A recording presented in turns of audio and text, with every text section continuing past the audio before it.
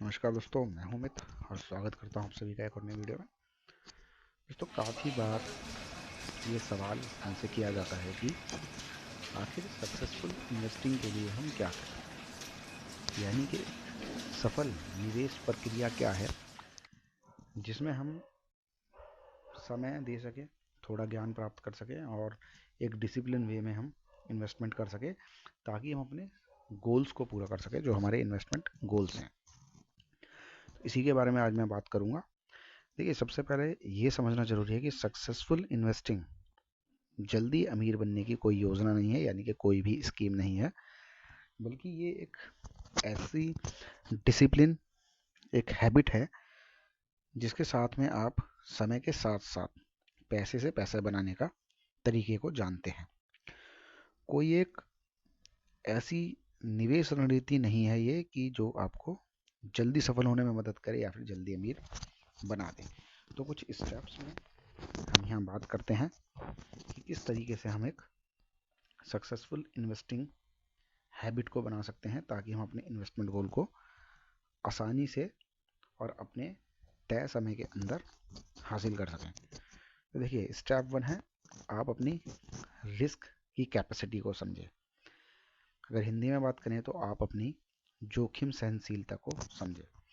देखिए, successful investing के लिए पहला कदम यही है कि आप अपनी जोखिम की सहनशीलता को समझें। यह है कि आप अपने निवेश के साथ कितना जोखिम लेने में सहज हैं, यानी कि ये एक ऐसी चीज़ है जिससे आपको ये पता चलता है कि आप कितना रिस्क अपनी कैपिटल के साथ ले सकते हैं, यानी कि अपनी इन्वेस्टमेंट के साथ ले सकते हैं। कुछ लोगों का क्या होता है कि वो ज़्यादा रिस्क लेने के लिए कैपेबल होते हैं, जबकि बहुत से ऐसे होते हैं कि वो कम रिस्क लेना चाहते हैं। अब ये जो परिस्थिति होती है दोनों ही, ज़्यादा रिस्क लेने की और कम रिस्क लेने की, ये आपकी उम्र, आपकी इनकम और आपके एक्सपेंसेस पे डिपेंड करती हैं कि आप कितना कमा रहे हैं, आपकी उम्र क्या है, कितना आप खर्च करते हैं और कितना आप सेविंग करते हैं। तो अपनी रिस्क की कैपेसिटी को पहले सोच के, समझ के, परख के फिर आगे चलें। नंबर दो, अपने निवेश लक्ष्य निर्धारित करें, यानी कि अपने जो इन्वेस्टमेंट गोल है ना, उन्हें आप सेट करें। एक बार जब आप अपनी रिस्क प्रोफाइल को समझ जाते हैं तो आपको अपने इन्वेस्टमेंट गोल्स को तय करने की ज़रूरत होती है। जैसे कि आप किसके लिए सेविंग्स कर रहे हैं, आप रिटायरमेंट के लिए पैसा जोड़ना चाहते हैं या एक घर डाउन पेमेंट पे लेना चाहते हैं, उसके लिए आपको इन्वेस्टमेंट करनी है, या फिर आप अपने बच्चों की पढ़ाई के लिए इन्वेस्टमेंट कर रहे हैं, या फिर आप अपने सन या डॉटर की शादी के लिए इन्वेस्टमेंट कर रहे हैं। तो ये पहले आप सेट करें कि आपका इन्वेस्टमेंट गोल क्या है, किस चीज़ के लिए आप अपना पैसा बचाना चाह रहे हैं। स्टेप थ्री जो आता है वो है एक विविध पोर्टफोलियो बनाएं।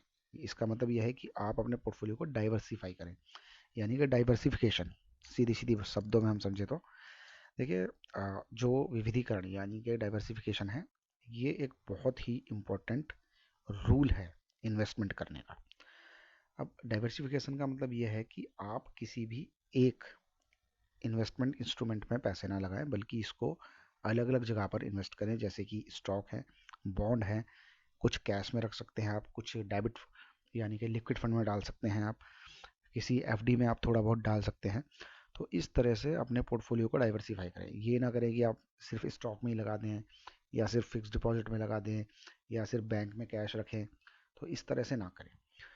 अगर कोई भी, मान लीजिए आपने इन्वेस्टमेंट करी है, अब कोई ऐसी इन्वेस्टमेंट है जो बहुत ज़्यादा मतलब गंदी परफॉर्मेंस दे रही है, तो इससे होता क्या है कि ये आपके जोखिम को बढ़ा देगी।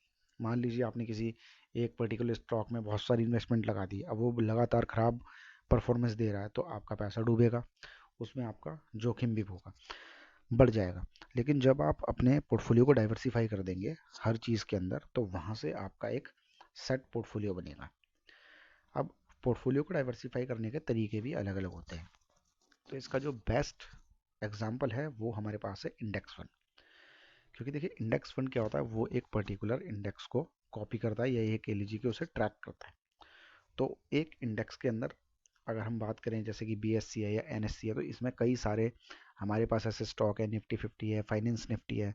तो कोई एक इंडेक्स फंड हम पकड़ सकते हैं स्टार्टिंग में, और उसमें हम अपना कुछ मंथली SIP के थ्रू या फिर लमसम के थ्रू हर महीने उसमें इन्वेस्ट कर सकते हैं, क्योंकि वो इंडेक्स अपने आप में बहुत बड़ी बड़ी कंपनियों को साथ लेके चल रहा है, और जैसे जैसे वो अच्छा परफॉर्मेंस करेगा तो आपकी रिटर्न भी अच्छी बनेगी। इंडेक्स फंड के ऊपर भी मैंने एक वीडियो बना रखी है, अगर आपने ना देखी हो तो आपको नीचे मिल जाएगी, मेरे चैनल पे देख लेना, तो उसमें आपको और अच्छी तरह समझ में आ जाएगा कि इंडेक्स फंड क्या होता है और ये काम कैसे करते हैं। ठीक है, अब बढ़ते हैं हम अपने चौथे स्टेप की तरफ।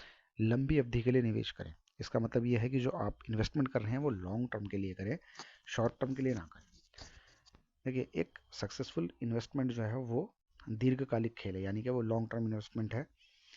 शेयर बाजार में क्या होता है कि शॉर्ट टर्म के लिए ना ये बहुत अस्थिर हो सकता है, यानी कि अगर इसको दूसरी तरह से हम समझे तो ये बहुत ही ज़्यादा वॉलेटाइल होता है।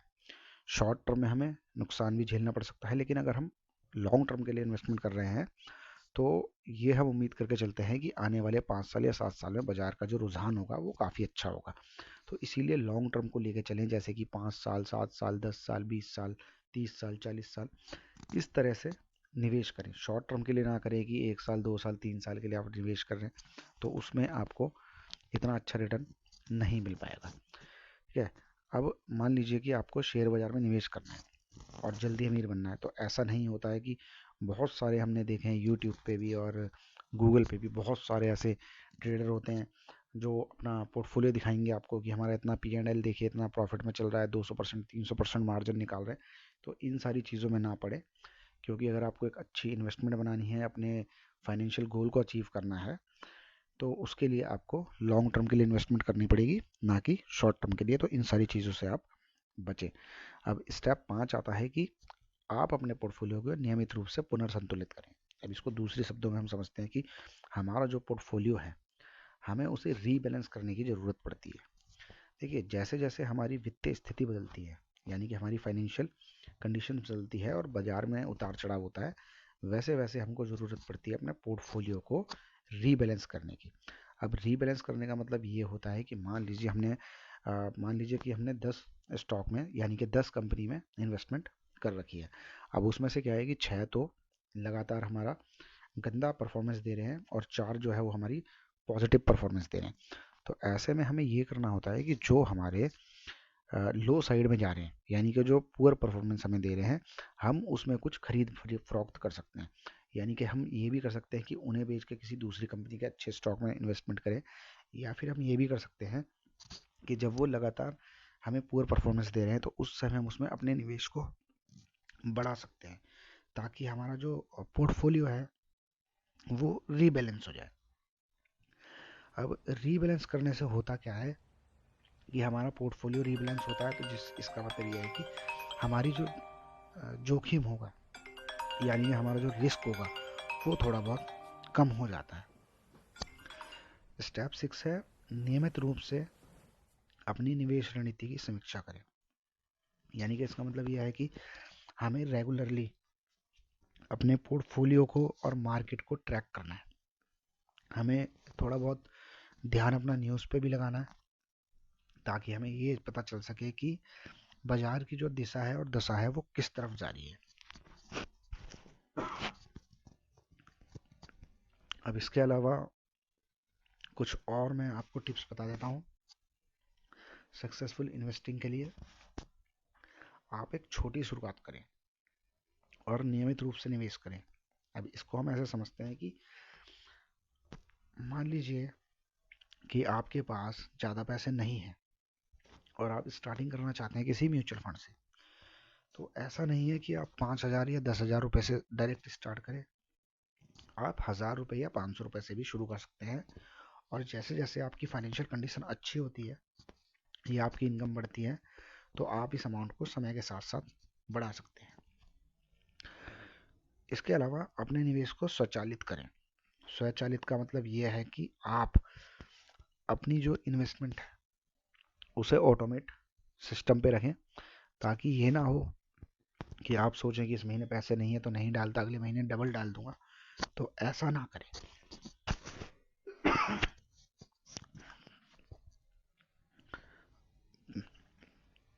घबरा कर बिक्री ना करें। इसका मतलब ये है कि अगर मार्केट गिरती है और सब तरफ हल्ला होता है कि शेयर बेच दो या म्यूचुअल फंड बेच दो, फिक्स्ड डिपॉजिट तोड़वा दो, ऐसा ना करें। घबरा कर कभी भी अपनी इन्वेस्टमेंट को सेल ना करें। आप ये हमेशा याद रखें कि आप लॉन्ग टर्म के लिए इन्वेस्ट कर रहे हैं पैसे को बाजार में, तो छोटी मोटी गिरावट से आप ना घबराएं, पेशेंस रखें और अपने इन्वेस्टमेंट गोल को अपने दिमाग में बैठा के रखें।